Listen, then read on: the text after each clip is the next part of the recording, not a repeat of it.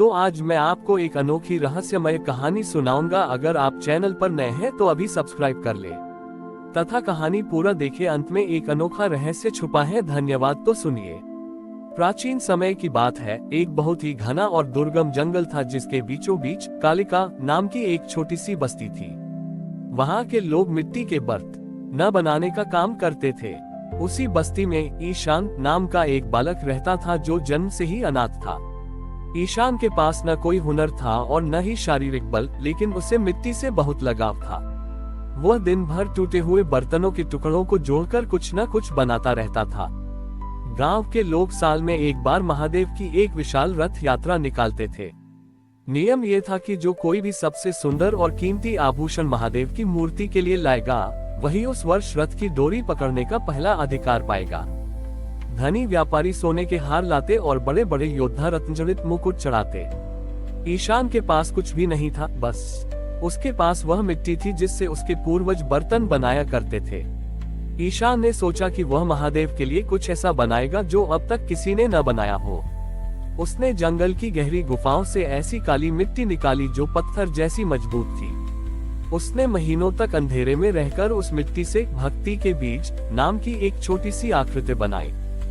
वह कोई मूर्ति नहीं थी, बल्कि एक छोटा सा गोला था जिस पर उसने अपनी उंगलियों से हजारों छोटे छोटे छिद्र किए थे। गांव वाले उसे देखकर हंसते और कहते, ईशान, इस मिट्टी के ढेले को कौन देखेगा? महादेव को तो स्वर्ण और वैभव प्रिय है। रथ यात्रा का दिन आया।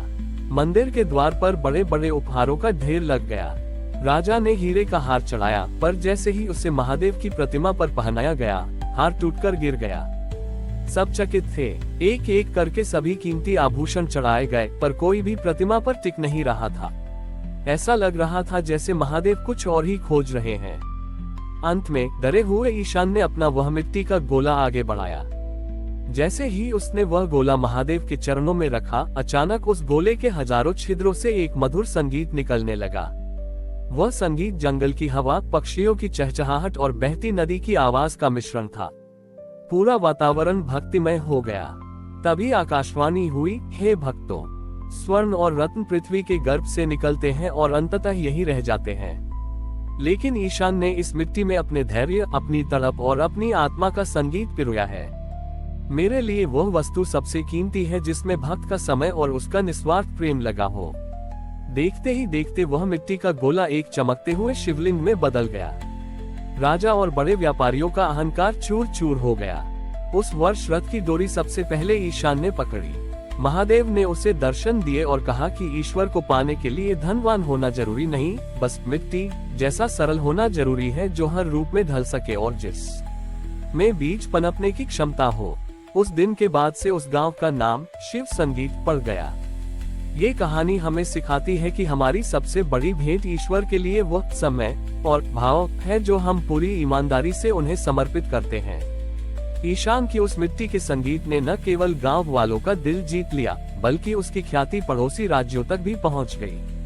रथ यात्रा के बाद ईशान वापस अपनी छोटी सी कुटिया में रहने लगा, जहां अब वह मिट्टी से मूर्तियां नहीं बल्कि लोगों के टूटे हुए विश्वास को जोड़ने का काम करता था। लेकिन महादेव की लीला अभी और भी गहरी थी। एक समय उस क्षेत्र में भारी वर्षा हुई और पहाड़ों से मिट्टी खिसकने लगी। ईशान की बस्ती के पास की नदी ने विकराल रूप ले लिया और पूरे गांव पर डूबने का संकट मंडराने लगा। गांव के संपन्न लोग अपना सोना चांदी लेकर ऊंचे स्थानों की ओर भागने लगे, लेकिन गरीब कुम्हारों के चाक और मिट्टी के बर्तन पानी में बहने लगे। उनकी आजीविका का एकमात्र साधन नष्ट हो रहा था। ईशान ने देखा कि नदी का जल स्तर बढ़ता ही जा रहा है। उसने महादेव से प्रार्थना की और अपनी उस चमत्कारी मिट्टी की आकृति को लेकर नदी के किनारे पहुंचा। उसने देखा कि पानी का बहाव इतना तेज था कि कोई भी बांध उसे रोक नहीं सकता था। तभी ईशान को महादेव की वह बात याद आई कि मिट्टी जैसा सरल बनो जो हर रूप में ढल सके। उसने अपनी कुटिया की सारी मिट्टी को इकट्ठा किया और उसमें नदी की ही गीली रेत मिला दी। वह पागलों की तरह मिट्टी के बड़े बड़े पिंड बनाकर नदी की लहरों में डालने लगा। लोग उसे देखकर चिल्लाए, ईशान, मिट्टी से पानी को कैसे रोकोगे? ये तो बह जाएगी। लेकिन ईशान रुका नहीं। वह निरंतर महादेव का नाम जपते हुए मिट्टी अर्पित करता रहा। तभी एक चमत्कार हुआ। जैसे ही वह मिट्टी पानी के संपर्क में आती, वह बहने के बजाय पत्थर की तरह सख्त होती जाती। देखते ही देखते ईशान के हाथों से बनी वह मिट्टी की दीवार एक मजबूत बांध में बदल गई। पानी का रास्ता मुड़ गया और पूरा गांव सुरक्षित हो गया। लेकिन जब गांव वाले ईशान को धन्यवाद देने पहुंचे, तो उन्होंने देखा कि ईशान थककर बेहोश हो चुका था और उसके हाथ पूरी तरह मिट्टी में सने हुए थे। स्वयं महादेव एक सन्यासी के रूप में वहां आए और ईशान के हाथों को छुआ। जैसे ही महादेव का स्पर्श हुआ, ईशान के हाथों से मिट्टी के बजाय दिव्य स्वर्ण प्रकाश निकलने लगा। सन्यासी ने गांव वालों से कहा, तुमने देखा, ईशान की मिट्टी ने वह कर दिखाया जो तुम्हारे पत्थर के बांध नहीं कर सकते थे। इसका कारण यह है कि इसकी मिट्टी में स्वयं का त्याग मिला हुआ था। जब ईशान को होश आया, तो उसके हाथों में वह मिट्टी का गोला फिर से था, लेकिन अब उसमें से संगीत के साथ साथ एक अद्भुत सुगंध भी आ रही थी। महादेव ने उसे वरदान दिया कि जब वो भी इस मिट्टी के स्पर्श से बीमार व्यक्ति का उपचार करेगा, वह स्वस्थ हो जाएगा।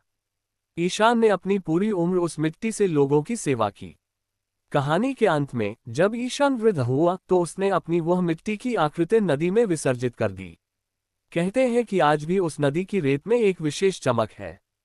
ये कहानी हमें सिखाती है कि जब हम दूसरों की रक्षा के लिए अपनी सबसे प्रिय वस्तु या अपनी पूरी शक्ति लगा देते हैं, तो साधारण मिट्टी भी वज्र के समान शक्तिशाली बन जाती है।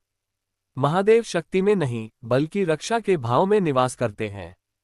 हमारी और भी आध्यात्मिक एवं अनोखी कहानियां देखने के लिए हमारे चैनल पर जाएं तथा धार्मिक एवं पौराणिक अनोखी कहानियां हमारे चैनल पर है। कृपया जाके देखें तथा हमारे चैनल को सब्सक्राइब करके रखें और वीडियो लाइक जरूर करें। धन्यवाद।